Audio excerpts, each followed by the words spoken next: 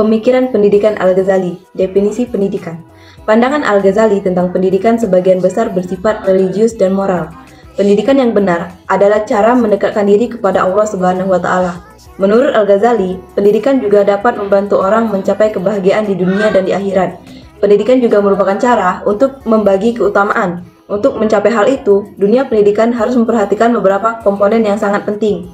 Karena Al-Ghazali berpendapat bahwa pendidikan harus menghormati ilmu pengetahuan. Tujuan pendidikan. Tujuan pendidikan menurut Al-Ghazali dapat diklasifikasikan dalam 3 kategori, yaitu yang pertama, tujuan mempelajari ilmu pengetahuan semata-mata untuk ilmu pengetahuan itu sendiri sebagai wujud ibadah kepada Allah Subhanahu wa Ta'ala. Yang kedua, tujuan utama pendidikan Islam adalah membentuk akhlakul karimah.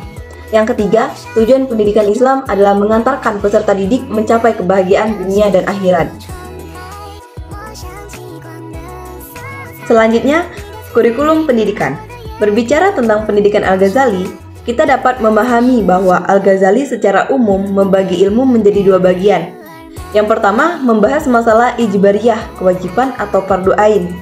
Dan yang kedua, membahas ikhtiyariyah atau fardu kifayah. Ilmu-ilmu fardu ain termasuk ilmu tauhid atau keimanan, ilmu tahdib al-annas atau pendidikan manusia, dan ilmu syariah atau ilmu hukum Islam. Sedangkan ilmu-ilmu ikhtiyariyah secara umum mencakup tentang ilmu kedokteran, ilmu matematika, ilmu layanan atau profesi, ilmu keterampilan, dan ilmu politik. Selanjutnya, metode pendidikan.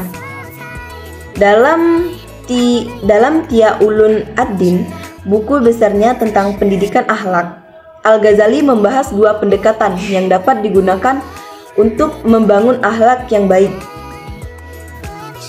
yaitu metode riyajlah atau metode at-tajribah atau pengalaman.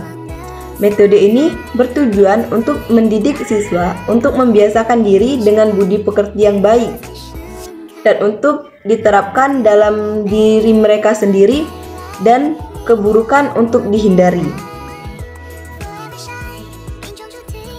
Baik, saya Nelly Rahmania. Di sini saya akan melanjutkan pemaparan materi selanjutnya mengenai pemikiran pendidikan menurut Syekh Muhammad Naqib Al-Attas.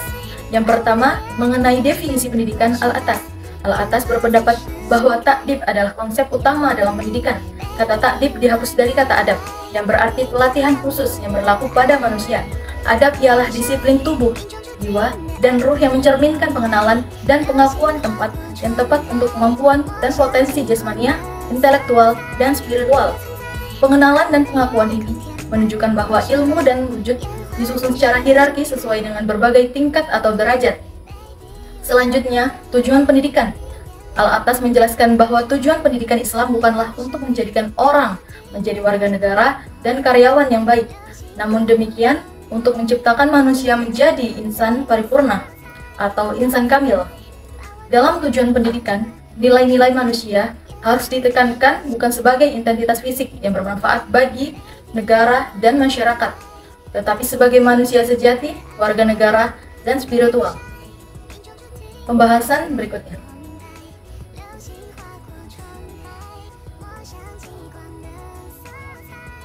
Pembahasan berikutnya mengenai kurikulum pendidikan. Menurut kategori yang dibuat oleh Al-Attas, pendidikan Islam harus mencakup ilmu-ilmu fardu ain dan juga ilmu-ilmu fardu kifayah. Ilmu-ilmu fardu ain termasuk interpretasi dari Al-Quran, sunnah, syariat atau fikih dan hukum, teologi atau kalam, ilmu bahasa, dan metafisika Islam, yaitu termasuk psikologi, kosmologi, dan juga ontologi. Fardu kifayah yaitu mencakup ilmu kemanusiaan, alam, terapan, teknologi, perbandingan agama, budaya barat, linguistik, dan sejarah Islam. Selanjutnya mengenai metode pendidikan, Muhammad Naqib Al-Attas menggunakan metode yang termasuk fungsi bahasa, yaitu metode tauhid, yaitu untuk menganalisis ide dan alat didaktik seperti cerita, metafora, dan juga perumpamaan. Baik, materi selanjutnya akan dipaparkan oleh saudara Angga Denisiasa. Pemikiran pendidikan Hasan Langgulung. Definisi pendidikan Hasan Langgulung mendefinisikan pendidikan Islam sebagai proses penyiapan generasi muda untuk memenuhi peran mereka dalam dunia dan akhirat. Langgulung juga mendefinisikan bahwa pendidikan yaitu proses untuk mengembangkan dan menemukan kemampuan atau talent yang tersembunyi yang ada di dalam diri peserta didik. Kemudian selanjutnya ada tujuan pendidikan.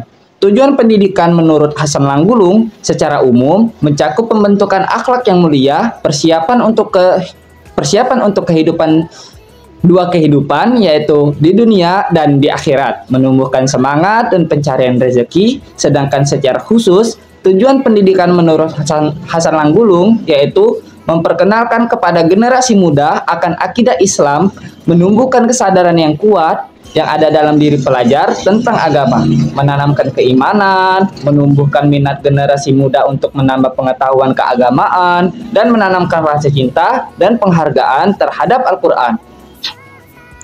Kemudian selanjutnya ada kurikulum pendidikan.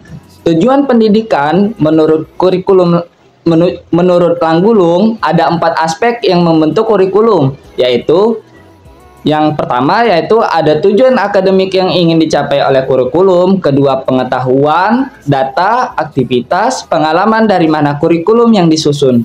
Yang ketiga, pendekatan pendidikan yang mendorong siswa ke tujuan kurikulum.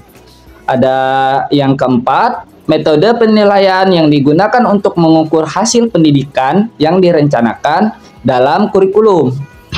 Kemudian selanjutnya itu ada metode pendidikan.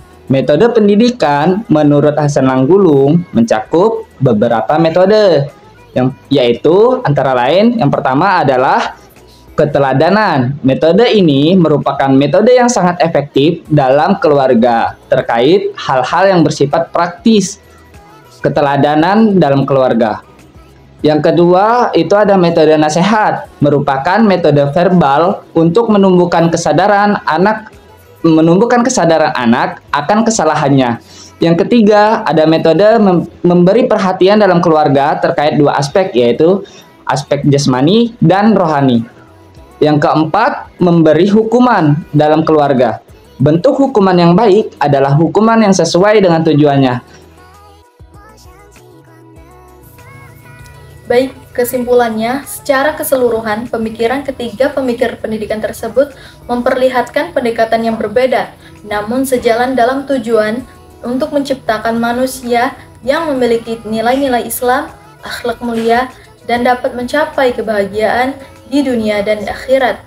Metode pendidikan yang digunakan oleh mereka mencakup aspek religius, moral, dan praktis dalam upaya membentuk karakter dan juga keterampilan generasi muda muslim. Semua pemikiran ini merupakan kontribusi berharga dalam mengembangkan pendidikan Islam yang berkelanjutan dan bermakna. Baik, itu saja materi dari kami. Semoga bermanfaat.